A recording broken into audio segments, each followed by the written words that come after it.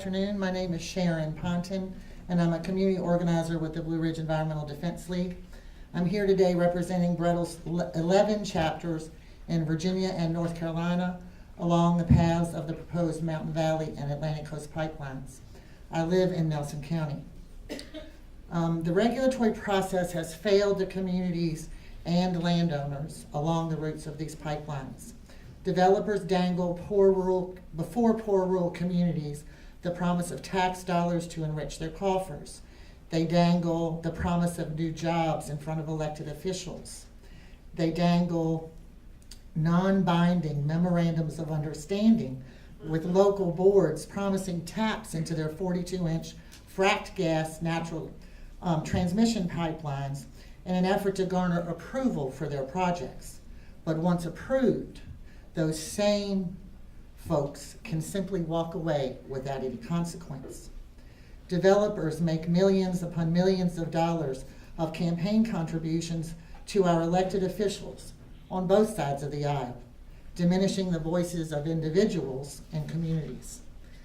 The paths of the proposed pipelines clearly focus on rural communities, the majority of which have higher than average poverty rates and higher than average percentages of communities of color.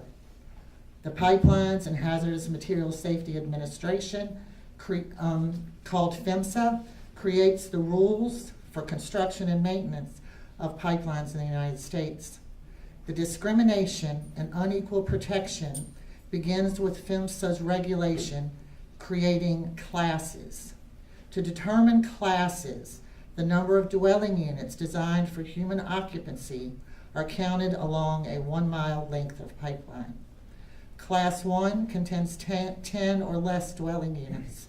Class 2 contains more than 10 but less than 46 dwelling units. Class 3, 46 and above.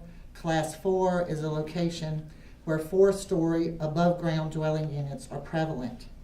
All construction and maintenance regulations are based on these classes. I'll give you just a couple examples.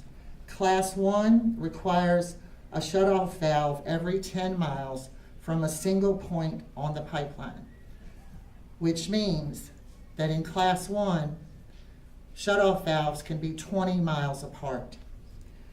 However, in Class 4, shutoff valves are required every 2.5 miles, 5 miles apart. The class discrimination system even allows for the wall thickness of the pipe used to construct the pipeline to be thinner in rural communities of color. Class 4 locations require the wall thickness of the pipe to be 0.675 inches thick.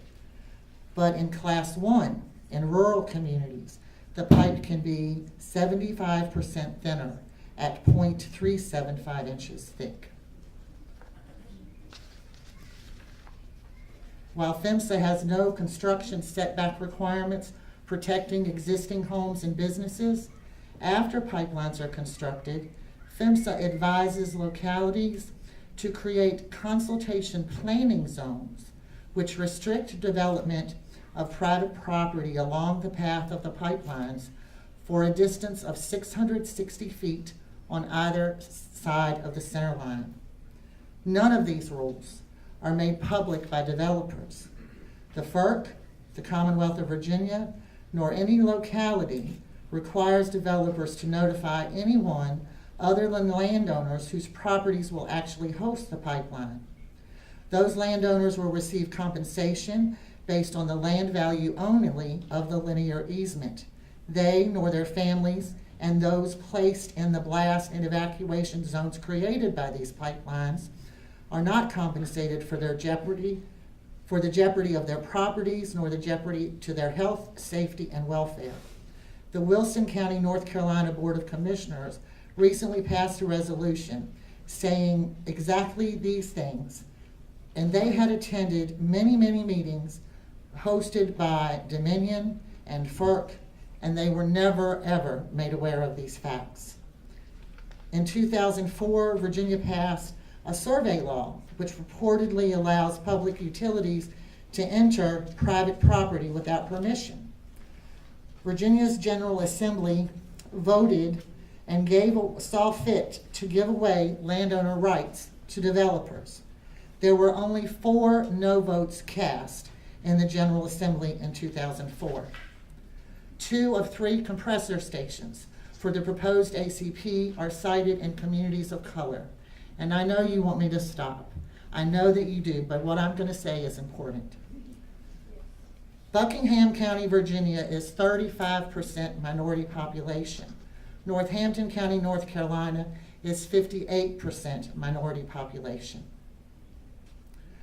In Buckingham County, local regulations include an exemption or an exception where metering stations and booster stations for a public utility could receive a special use permit for those in an A1 zone.